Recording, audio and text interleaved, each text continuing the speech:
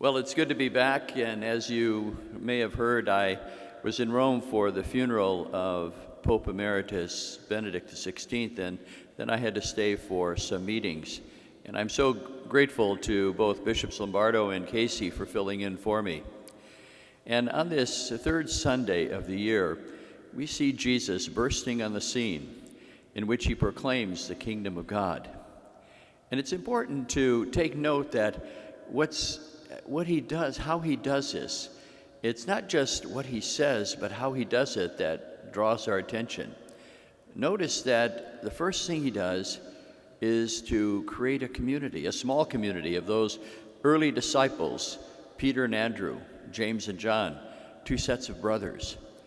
And he does this in a way that helps us understand that the proclamation of the good news isn't done just by an individual, one person, but that a community allows him in some way to bring about the kingdom and show people what the kingdom is about by that very community. It shows the power of a community. Jesus doesn't do something dramatic like miracles or call down fire from the heavens like Elijah or part the sea like Moses did, but rather he builds a community.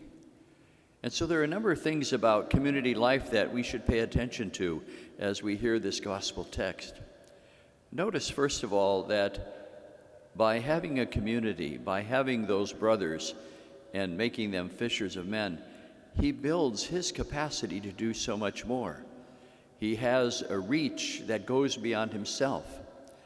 I've often told people, maybe somewhat jokingly, when they ask me how I carry on the business of the Archdiocese that is so very large, I tell them that I do the same two things every day. I get up in the morning and I find out what I'm supposed to do, and then I find somebody to do it.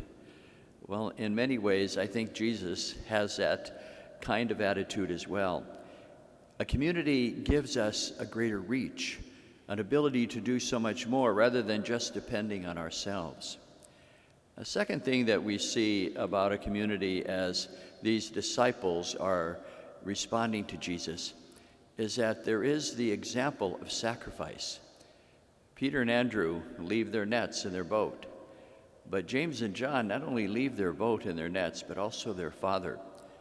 It shows that there is an example of sacrifice that community life allows us to give to others.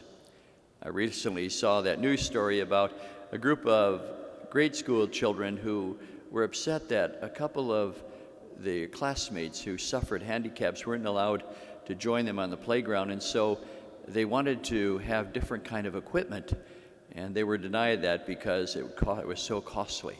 So they decided to go ahead and raise the money themselves. They had bake sales and car washes and other donations, and finally they raised $300,000 in order to have that kind of equipment and celebrate it.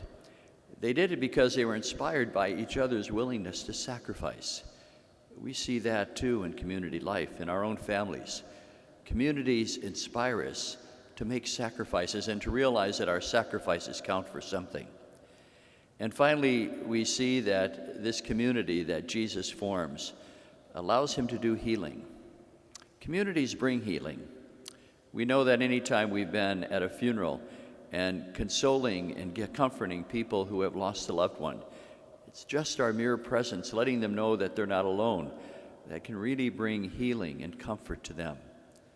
So I think as we begin this new year of the church, it's an opportunity not only to heed the message of Jesus, but to see how his message is framed, is crafted.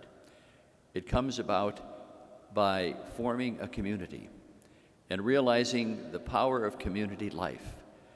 Even Jesus himself, the Son of God, realized that he could not proclaim the gospel without the involvement, without the inspiration and good example of others in making sacrifice, and also bring healing without the participation of others.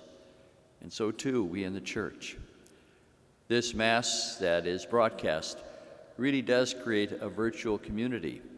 In fact, I decided a long time ago when the pandemic started that it was important for us to stay together as a community. And I think we've achieved so much as a result. And I also see that as people now come back to Mass because they're able to do so, that they enjoy each other's presence. They see that it builds capacity in their life to do more, to give good example by their sacrifices, but also to bring healing and comfort to those who are in need. Yes, it's important to value not only the gospel's words, but also the community life that allows us to do so much more, and to make a commitment to the life of the church and always be willing to build community.